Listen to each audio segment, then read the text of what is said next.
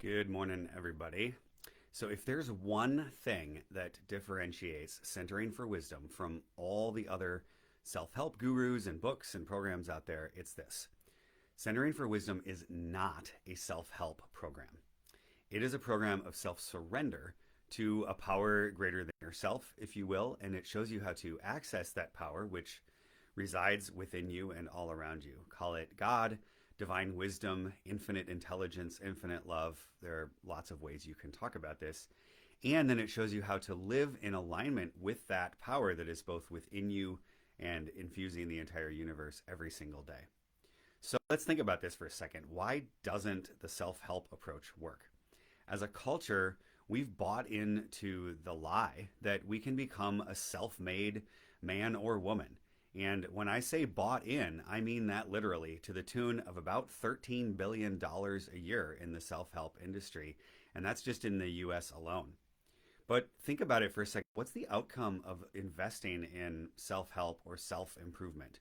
I mean, you might feel better or more powerful or kind of jazzed up and empowered for a while, but it ends up being kind of just a band aid solution or a temporary fix to kind of get you to this like peak state and then try to stay there. And again, that's just exhausting to always try to live at that kind of level.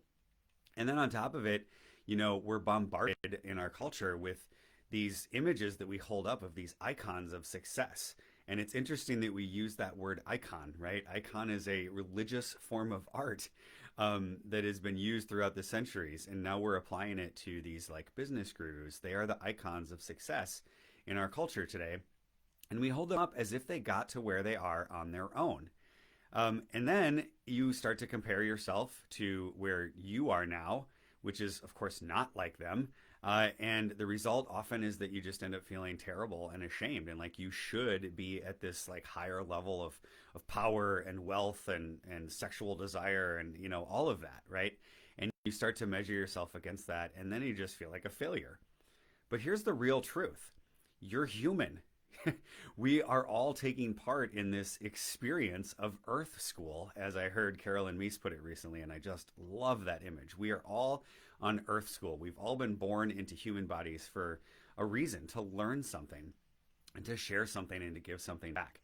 Or another one of my teachers in the Himalayan yoga tradition, Stoma, or Dr. Stephen Parker, puts it, he always says, human beings are perfectible, but only by grace. So human beings are perfectible, but only by grace. So the self help world tells you to kind of pull yourself up by your bootstraps, holds you up to these impossible standards of being successful and feeling happy at all times.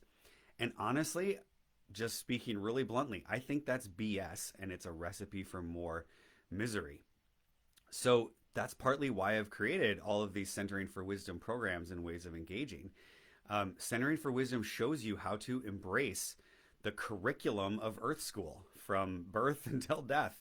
That means it shows you a way to work with your imperfections, and we all have them, but do it in a way while you're still really deeply loving yourself and learning to see yourself as God already sees you. Imperfect, yes, but perfectly lovable and perfectly perfectible if you will surrender to the therapy and the healing that God is always kind of offering for us.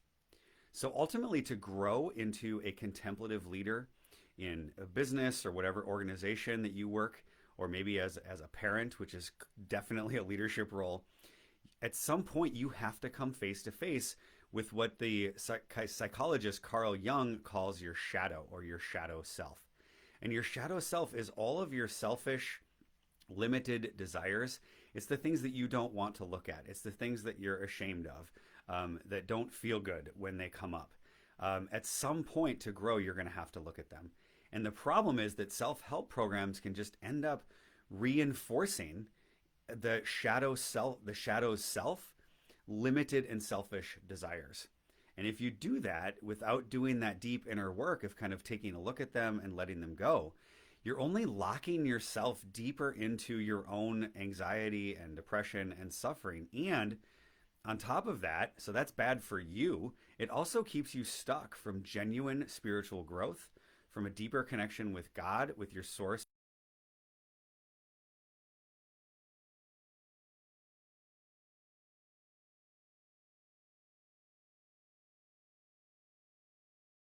out into the world for your own good, yes, for the good of your family, for your friends, and ultimately for your community. You could say, actually, ultimately, for the good of all of creation. But it's not you. It's not a self help way of getting there. It's a self surrender way so that God and grace can work and flow through you.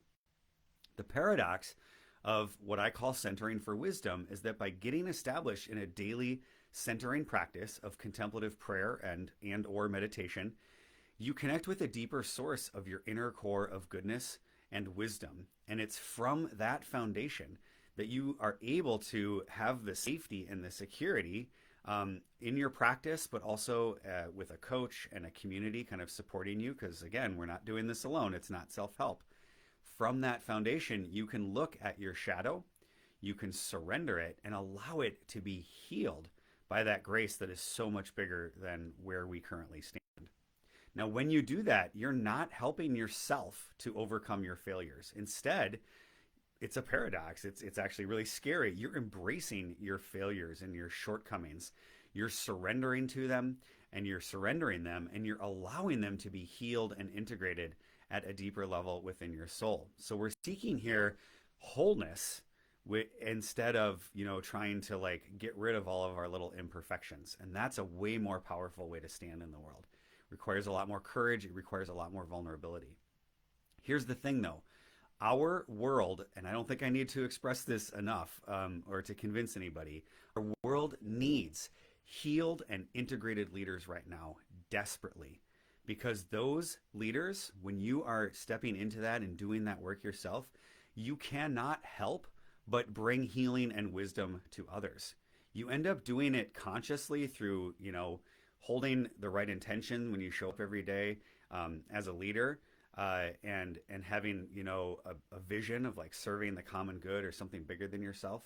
But you also do it unconsciously, simply by being present with the people you lead and the ones that you love. In fact, let's go even further, even with the ones that drive you crazy or that you even hate, right? That's Jesus's teaching is love your enemies. This is a part of that healed contemplative leadership. So if you find yourself up against some of that shadow side in your own leadership right now, and you'll know it when the stress and the frustration are kind of beyond just trying to keep up with the emails, but there's something deeper going on in your soul that's calling to you, you will know it. You will feel it. And if you find yourself coming up against that shadow, it's okay. You're not evil. You're not bad. Don't get lost in that shame. It's so easy to go down that rabbit hole. You're just human, like everyone else on this planet, like me and you and the currently 7 billion people plus everyone else who's ever lived. It means instead of like there's something wrong with you, it means you're being called. You're ready to go deeper into that healing by surrendering into grace, kissing goodbye to the lies that the self-help industry is telling you. And if you find yourself at that precipice, at that point, then I want to invite you to a conversation, and I am ready to talk with you.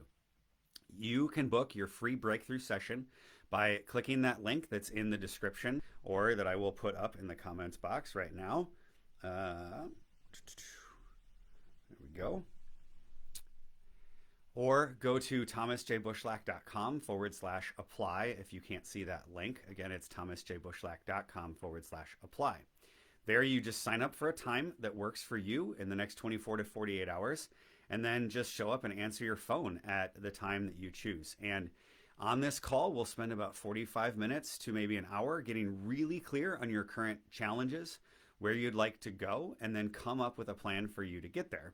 And then if I can help, I'll discuss that with you. And if not, that's no problem. In fact, if I can't help, I will try to see if I can refer you to someone else or other resources who can help you. So quit beating yourself up with the impossible task of living up to the self-help ideal. And I would be honored to show you how I can help you move deeper into the next level of self-surrender and divine healing and grace in this Centering for Wisdom process. On the other side of that, there's this tremendous freedom from fear and from stress and from anxiety, but it does require the courage. And let's not be mince words. It is courage that it takes to face your shadow. It will require that. So if you're up for that, if you're ready to face it and see what's on the other side and have kind of that laid out, click that link right now to book your free breakthrough session, and I will talk to you very soon. Again, it's thomasjbushlack.com/apply, and it's in the chat box and in the description. Thanks so much for watching, and I look forward to being back with you again soon. Hope you all have a great day, and go easy on yourself today. Peace, everybody. Thanks for watching.